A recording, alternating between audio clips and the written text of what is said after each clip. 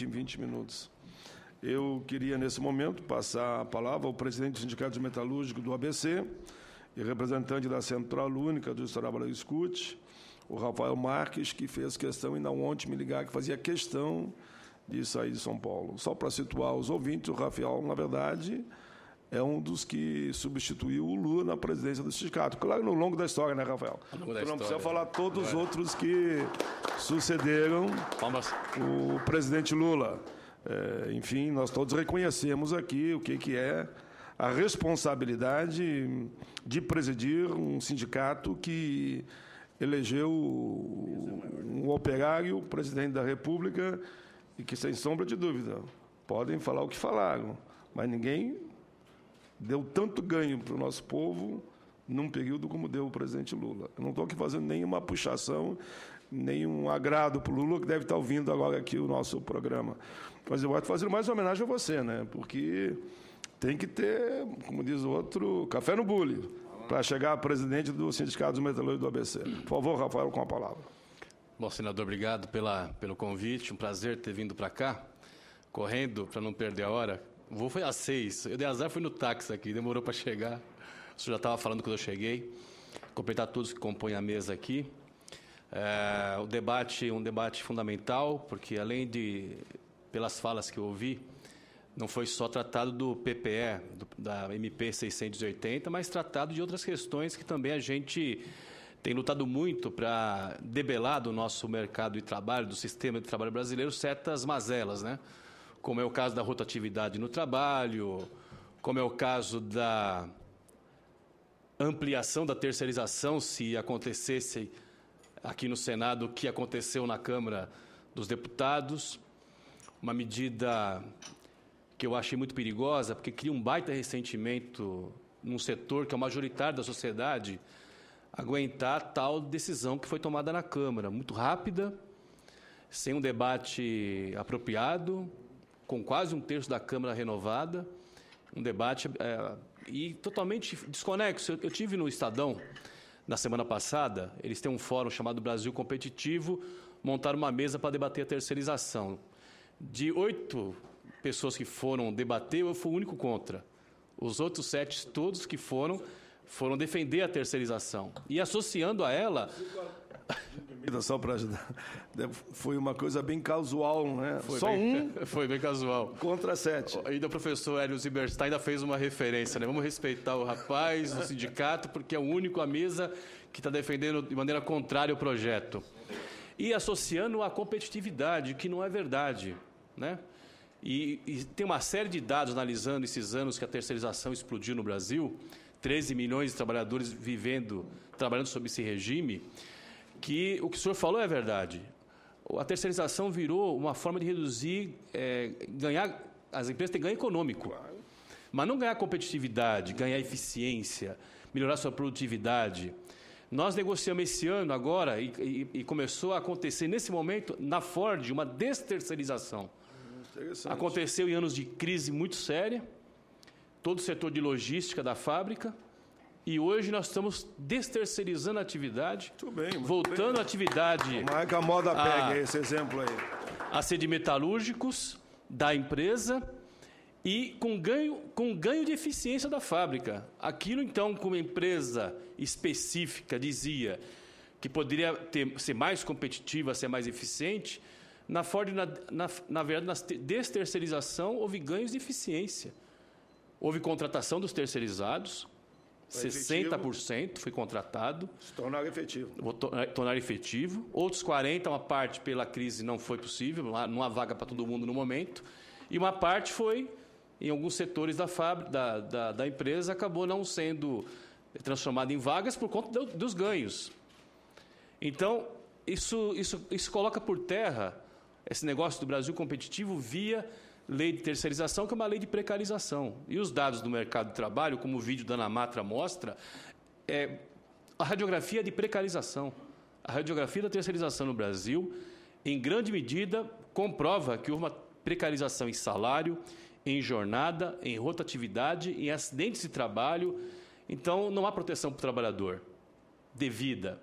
Regulamentar a condição de quem já está sob esse regime, é algo que tem que ser debatido. Agora, descancarar para as empresas, na linha da segurança jurídica, as terceirizações que poderão surgir no futuro com o fim dessa trava que é a atividade de fim, é um absurdo. Então, acho que é importante também o debate aqui, como da rotatividade também. Eu estou aqui com 2 cenários, né, de 4 anos, da indústria, do emprego industrial brasileiro e do emprego da construção civil. E todo ano você vem acumulando emprego, estoque, geração. Todo ano, nos primeiros meses, geração, estoque de emprego. Em novembro e dezembro, nos 4 anos que a gente estudou, queda no saldo. Então, sempre no mês de novembro e dezembro, é ajuste que é praticado no setor da construção civil, no setor industrial como um todo, isso é uma prática de terceirização, de rotatividade normal em anos de pleno emprego. Em anos que a atividade econômica estava forte, em anos que ainda se alegava ter falta de profissionais no mercado, mas não faltou um ano em que novembro e dezembro virassem meses de ajuste de efetivo, de corte de trabalhadores que estão no topo da tabela salarial, os mais altos salários, para poder, no ano que vem, começar a contratar trabalhadores em outras condições, às vezes com plano médico diferenciado, para pior sempre, ou com salários menores, buscando o piso da categoria. Então, isso é uma mazela, e nós precisamos, de fato, de instrumentos de legislação que comecem a aplicar um pouco de limites, mas também de incentivo às boas práticas. O Brasil tem que começar também a valorizar as boas práticas, que eles existem, e não são tão pequenas assim. Então, acho que nós temos que pensar coletivamente, e as contribuições que até agora eu ouvi aqui são importantes, a gente também amadurecer um pouco o debate. Mas é preciso a gente criar condições de começar a montar mecanismos de lei de política pública buscando saudar as boas práticas. Então, meus amigos da CUT, né, que vieram aqui nos prestigiar, eles sabem disso. Nós estamos num momento, em um movimento sindical se fortalecendo, cada vez mais presente na vida do trabalhador, nas negociações coletivas. A negociação, ela está ganhando corpo ao longo do tempo. Então, quando a gente observa que a legislação hoje à disposição não nos dá tantas ferramentas para lidar em momentos como nós estamos vivendo agora no Brasil, e aí eu vou para o PPE, a gente já vinha pensando já há algum tempo, no nosso setor, o que fazer em momentos onde o setor vive uma crise, e no Brasil, que viveu períodos muito importantes de geração de emprego, o setor industrial vive uma crise já de 4, 5 anos, quando da desindustrialização nós perdemos vários elos da cadeia produtiva no Brasil. Isso foi abertura indiscriminada nos anos 80 e 90, que criou fissuras no nosso tecido industrial brasileiro, de todos os níveis, setor têxtil, setor de sapatos, de calçado, no setor automotivo. E agora, com a globalização, esse processo que ninguém vê alternativas econômicas a esse processo. A senadora Ana Amélia deu um informe que é um problema para o Brasil. Há um bloqueio no debate brasileiro sobre a crise. Um cidadão aqui no Brasil, que acompanha a situação econômica e política pela imprensa, não tem uma informação minimamente adequada do que é a crise no mundo nesse momento. E como o Brasil se insere nela. Nós não definimos os preços de commodities do mundo, mas somos um grande produtor de commodities, mas não definimos o preço. E os preços caíram fortemente no mundo. O nosso país, ele, como eu disse anteriormente, perdeu setores importantes da nossa indústria aqui. Então, essa crise no mundo, essa crise na China, essa crise na Europa, os Estados Unidos, que começaram a ter indicadores melhores, estão todo mês aumentando o requerimento de seguro-desemprego lá. Voltou a crescer o país, mas não gera emprego. Então, há um problema estrutural na economia capitalista no mundo e esse debate não está vindo para cá. Então, a gente tem que achar as soluções do tamanho das nossas possibilidades. Enfrentar a crise é o grande debate.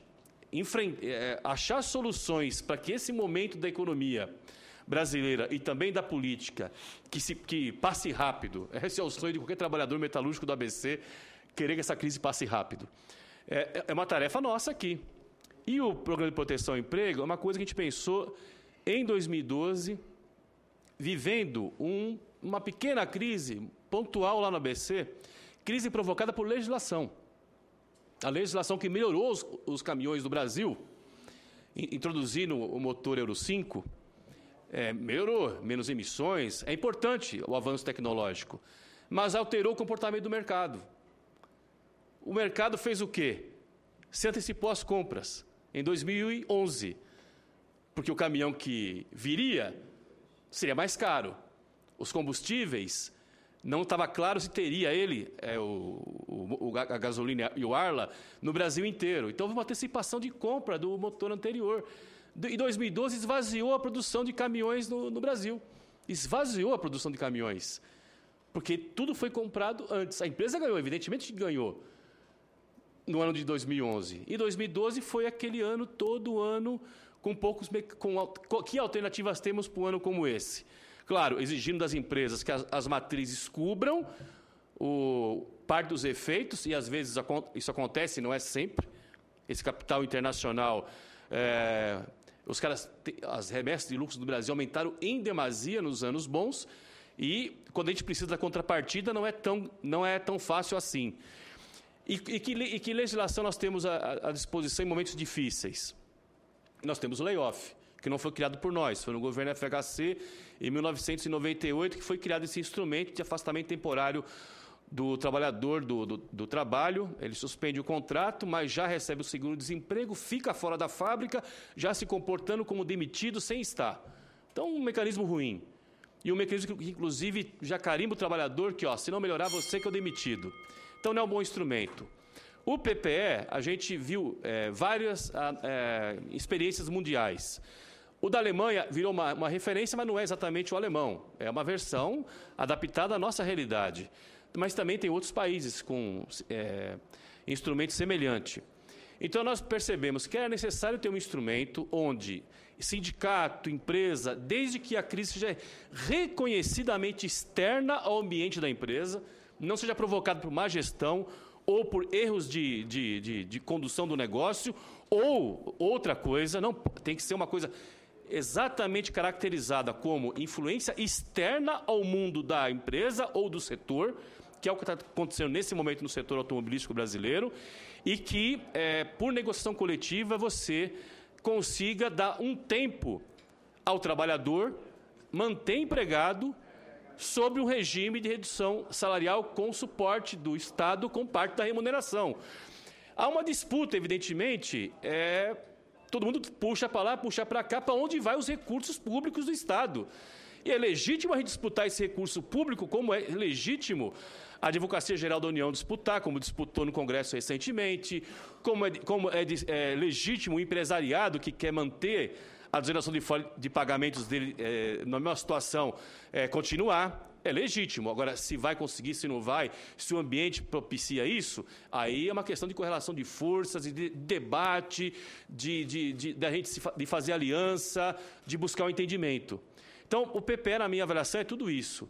É a gente buscar um pouco do custeio do Estado brasileiro para permanecer os empregados mantidos no emprego. Ele é para períodos excepcionais, não é para se perenizar, é para ser para períodos excepcionais. O programa alemão, ele foi criado pela social-democracia alemã, quando governava, nos anos 70, e nunca foi usado. Ele foi criado pensando, um dia é bom ter um fundo para garantir trabalhadores em épocas de crise, sem ter crise. E um dia essa crise veio, que foi nos anos 2010, 2011, e foi utilizado. Quer dizer, a nossa ideia em 2012 era exatamente isso, criar um programa sem a pressão de uma crise eminente.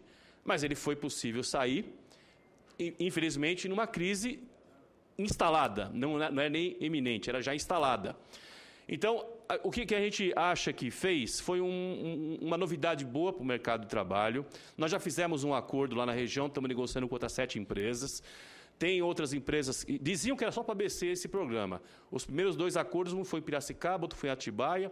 Tem informação de metalúrgicos de Minas negociando, metalúrgicos de Itu negociando, metalúrgicos do Rio Grande do Sul negociando, porque é uma ferramenta que pode, ao final de um período excepcional como esse, que a gente espera que não se prolongue tanto essa crise econômica que o Brasil está instalado, preservar de 50 a 100 mil pessoas empregadas. No ABC, a nossa avaliação é que vai proteger em torno de 3 a 4 mil trabalhadores. Esse acordo da Racine, que vale para 550 empregados, impediu uma demissão de 100. O acordo da Merlin, que eu vou fazer assembleia sexta-feira na fábrica, uma empresa de 600 trabalhadores, vai proteger 120 trabalhadores. De 600, 120 não serão demitidos por esse instrumento. E tenho esperança que na Mercedes-Benz nós vamos poder realizar um acordo desse e preservar emprego. A empresa vem ameaçando em demitir. Nós não vamos aceitar de jeito nenhum. Que tendo um instrumento como esse, por que o sindicato vai aceitar demissão? Mesma coisa em São José, que anunciou demissões agora, 200. Com um instrumento desse, por que eu vou aceitar demissões lá? É necessário que haja um entendimento. E o acordo da Racine, por exemplo, não é redução de 30 nem de 20, é de 15. A empresa queria mais, mas a gente puxou por um patamar razoável para a empresa e bom para nós. E conseguimos fechar um acordo. E acho que muitos sindicatos vão ser capazes de fazer algo semelhante ou até melhor. Isso vem do nosso histórico. Então, a nossa avaliação é que a MP, como está construída, ela está equilibrada. Nós queríamos mais, evidentemente que nós queríamos mais. Agora, avaliando até as emendas que vieram, entre as emendas que até são favoráveis a nós, que a gente apoia, como a do senador Paim, nós apoiamos todas elas. Inclusive todas. As minhas. Agora, tem algumas que a gente percebe que é puxando para esse programa virar outra coisa, virar redução do salário de jornada mesmo, em qualquer momento, sem nenhum critério. Aí não dá para aceitar. Então, que seja, talvez, de bom tom, fique como está. Mas que seja algo que a gente experimente, analise. É um experimento que nós podemos, até o final do ano que vem, analisar, chamar mais entidades para conversar, ouvindo todos os contraditórios e as preocupações que a gente também tem. Quando a gente faz algo novo, a gente fica com receio. O que poderá... será que pode ter muitas mudanças no Congresso, por exemplo, e transformar em um Frankenstein, como disse o companheiro aqui dos profissionais liberais? Então, isso nós temos preocupação, sim, queremos evitar.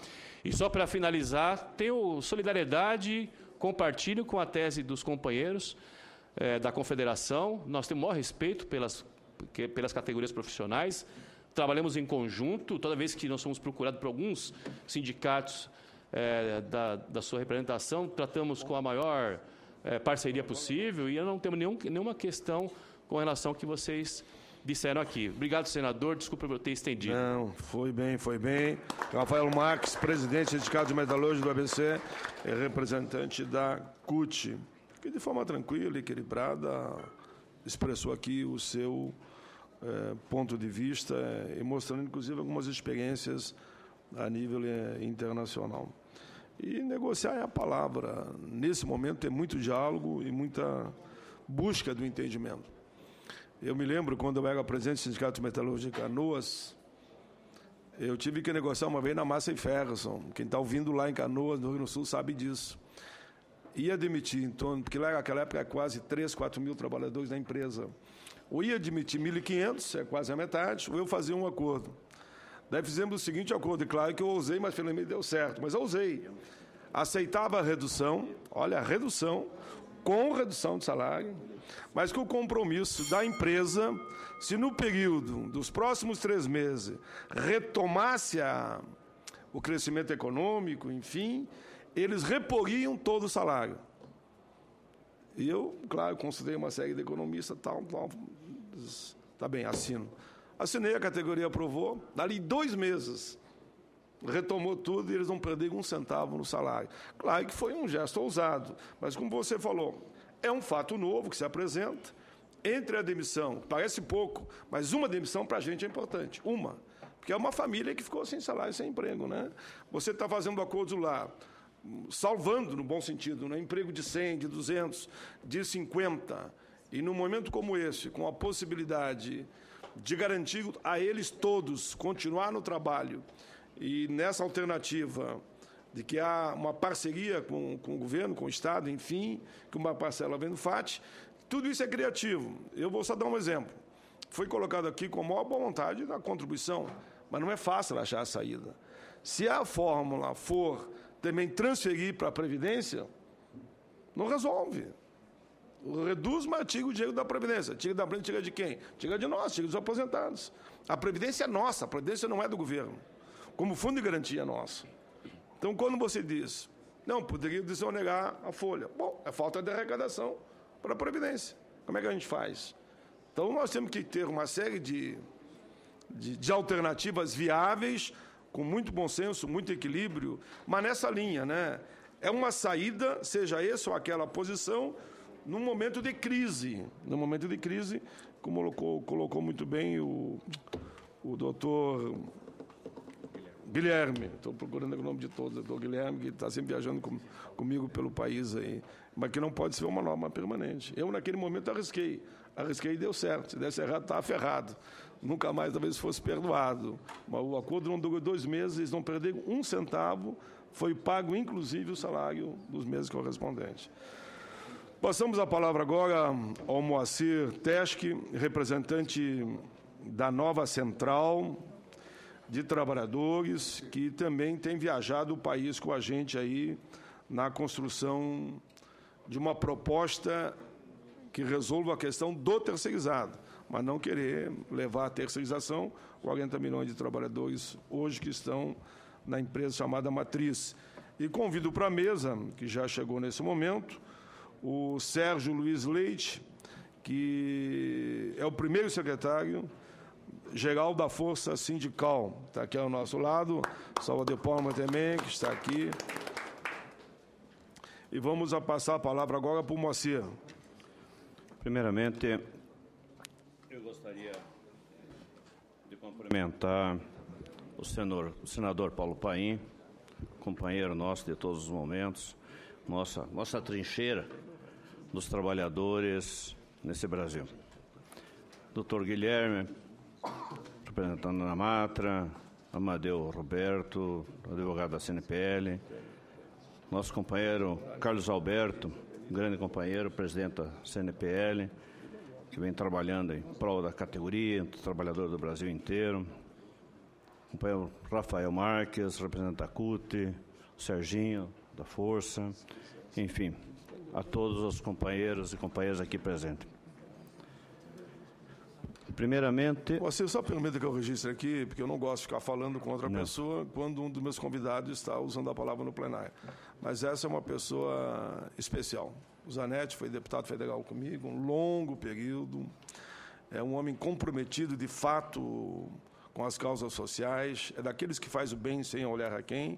Vem me apresentar, Zanetti, aqui, faço questão de mostrar. É um projeto que é uma construção, eu diria, coletiva. Você é um dos coordenadores, para tentar apresentar saídas à crise do meu estado, o Rio Grande do Sul. Nesse momento, ele vai conversar com os outros 2 senadores do estado e, naturalmente, com toda a bancada federal. E como eu faço questão de ficar aqui com vocês, presidindo essa sessão, ele que conhece essa dinâmica do parlamento, só já assegurou aqui que vai um representante do meu gabinete nessa reunião para discutir esse projeto que ele já me deu a linha mestre, né? É um projeto que altera a lei complementar número 148, de 25 de novembro de 2014, para estabelecer novo índice de cálculo para atualização monetária das dívidas dos estados e municípios e da outras providências. Pela iniciativa, Zanetti, que tem que ter iniciativa, principalmente num momento como esse. É crise nacional, estamos discutindo aqui, é uma crise no Rio Grande do Sul. Eu fico aqui às palmas da nossa comissão e do nosso convidado. Se ele quiser fazer uma saudação, pode dar, mas se ele está correndo, fique à vontade. Se quiser fazer, use ali. Para mim, ex-deputado aqui fala também. Ex-senador fala.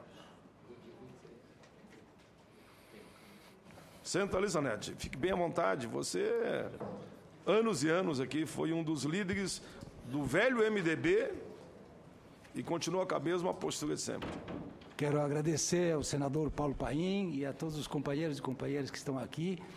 Eu venho também de uma luta sindical. Fui presidente do Centro de Professores, depois da Confederação de Professores do Brasil e diretor da Organização Mundial de Professores. De modos que, agradecendo ao Paim, digo que essa luta que nós estamos iniciando agora é uma luta para salvarmos a federação. Fui constituinte, Paim, eu e muitos outros escrevemos que o Brasil é uma república federativa. E, enquanto tal, é preciso assegurar a autonomia de estados e as condições para que os municípios possam responder às exigências de educação, saúde, segurança, enfim, amparo aos cidadãos. Por isso, Paim, agradeço muito e contamos com que todos possam se engajar. É uma luta difícil, porque nós vivemos num país extremamente centralizador. É uma luta difícil e nós queremos levar justiça às bases onde elas estejam no território nacional. Por isso é uma luta também social e eu agradeço ao senador Paim pela oportunidade e deixo desde logo aqui a nossa conclamação para que nos engajemos nessa luta para a construção da Federação Brasileira. Muito obrigado, senador. Muito bem, o Zanetti foi um dos homens que lutou contra a ditadura, viu? E ele sabe o quanto importante, né, Zanetti? É a nossa luta permanente em defesa da democracia. Muito obrigado. Você é um símbolo desse processo. Muito obrigado. Um abraço. Então, volta a palavra ao Moacir Roberto. Ele já pede que eu zegue o tempo dele lá. Esperto esse sindicalista aí. Tá bom, Moacir, vamos lá. Pronto. Dando a continuidade aqui, senador, eu estava cumprimentando a mesa e eu gostaria de comunicar também a Vossa Excelência que hoje, além do Dia do Advogado, que é comemorado nacionalmente, inclusive com uma grande homenagem no TST, no dia de hoje, também é Dia Nacional do Estudante, que foi na data de hoje, em 1827, que foi criado o primeiro curso superior aqui no Brasil. E também eu gostaria, na figura do companheiro Damião Pires, nosso garçom, que hoje também é dia do profissional, dos trabalhadores, dos garçons do comércio hoteleiro, e na tua pessoa eu gostaria de fazer a nossa homenagem e uma salva de palmas aos nossos profissionais.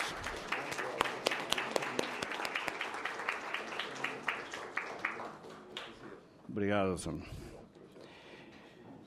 Eu tenho acompanhado essa caminhada do senador Paulo Paim na questão da terceirização e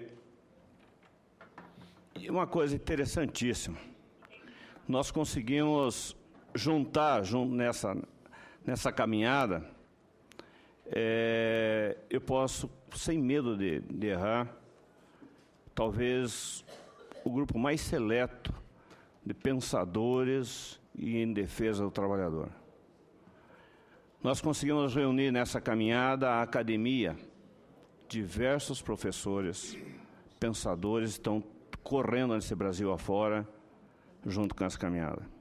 Nós temos um fórum contra a terceirização que trabalha com todos os segmentos da sociedade que está envolvido nesse processo. O Ministério Público, a ANAMATRA, a Ordem dos Advogados, o próprio representante, muitas oportunidades que tem comparecido, de 19 ministros do Tribunal Superior do Trabalho, que tem participado, que é coisa difícil você ter um documento assinado pelos ministros do TST, e nós temos 19 assinaturas desses ministros que apoiam essa jornada e defendem o fim da precarização da forma da PLC 030.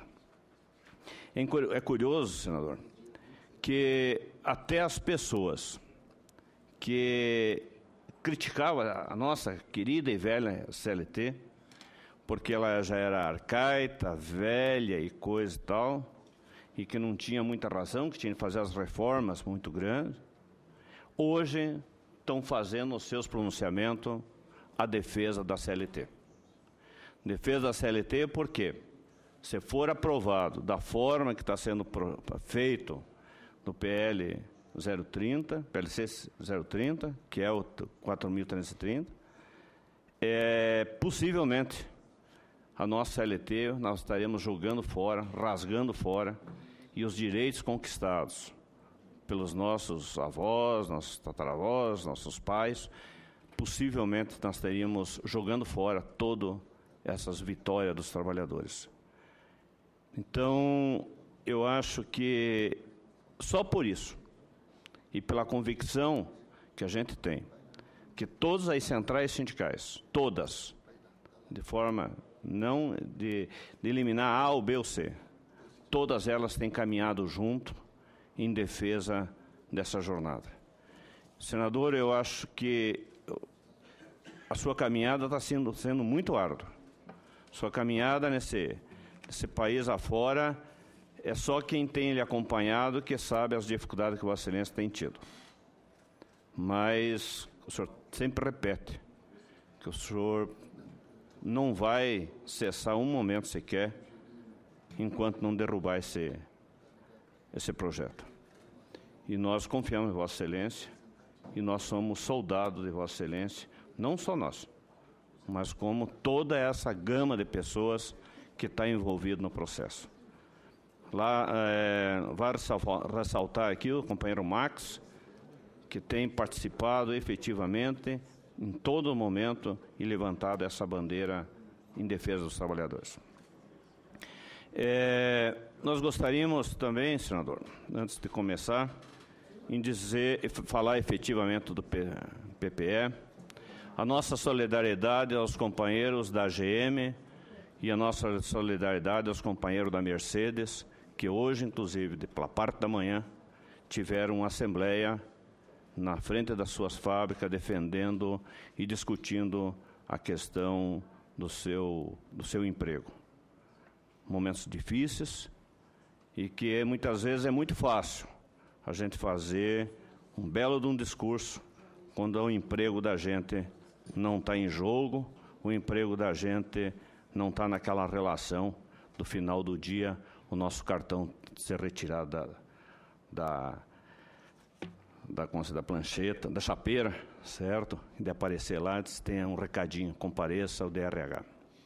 Então é muito difícil, e a nossa solidariedade aos companheiros.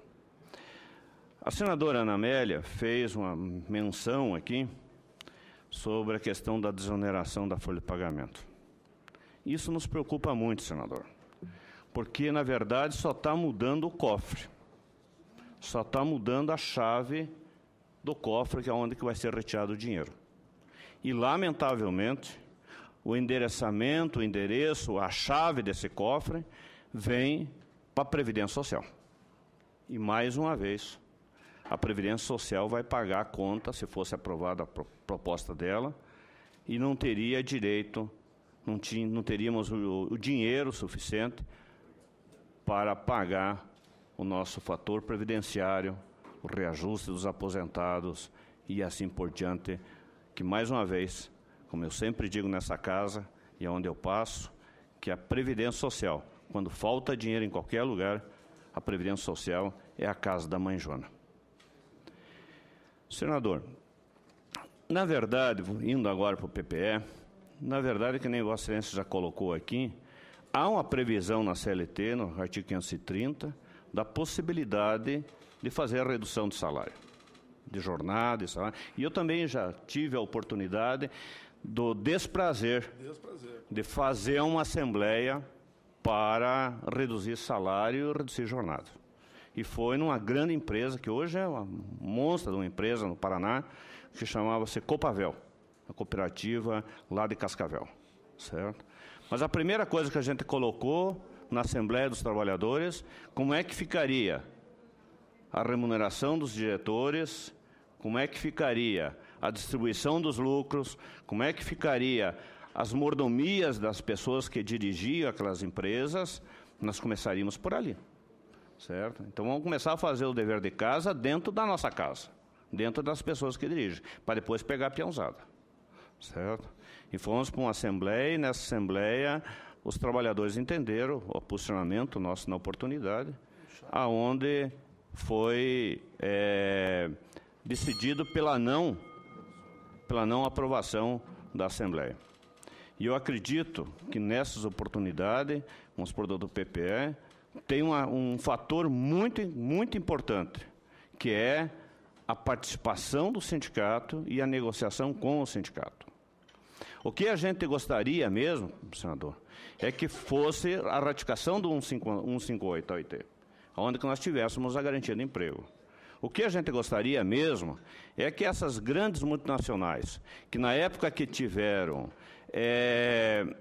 grandes lucros e repassaram os lucros lá para fora, para dar sustentação às suas matrizes que estavam falindo lá fora, que agora chegasse o momento dela fazer o retorno dessas verbas para ajudar o momento que nós estamos passando aqui.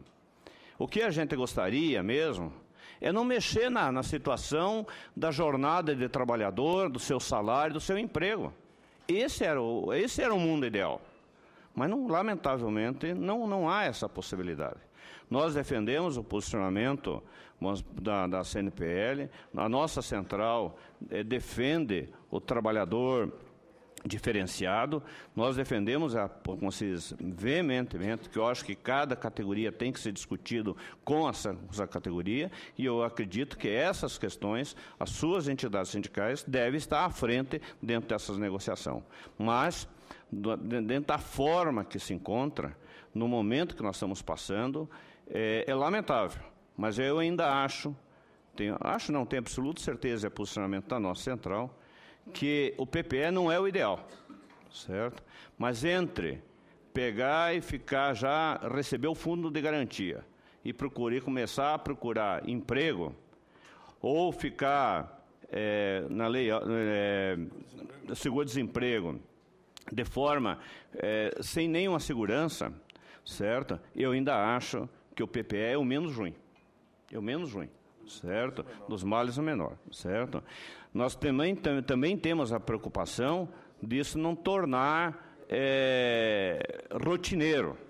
Mas se a gente verificar pelo decreto aqui, pela portaria do Ministério do Trabalho, da forma que é colocado, que isso é avaliado mês a mês, e que as entidades têm que participar ao Ministério do Trabalho, mês a mês, da sua folha de pagamento, trazendo a relação das pessoas, a redução da jornada, participação da jornada, o número dos trabalhadores, inclusive com data de nascimento, pai, mãe, CPF, coisa e tal. Isso apresentado mês a mês, para que seja renovado a autorização para a utilização do Fundo de Garantia, eu acho que essa preocupação, eu acho que a gente está resolvido.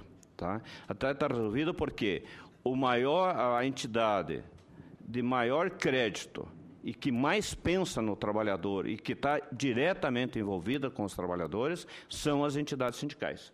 São as entidades sindicais que são representadas por eles. São as entidades sindicais que estão no chão da fábrica no dia a dia. E se essa entidade sindical, se o sindicato, por um motivo qualquer, diz, olha, a empresa não está cumprindo com as suas determinações, não está cumprindo com o que foi acordado, não está cumprindo dentro do acordo coletivo que for feito, consequentemente não será renovado.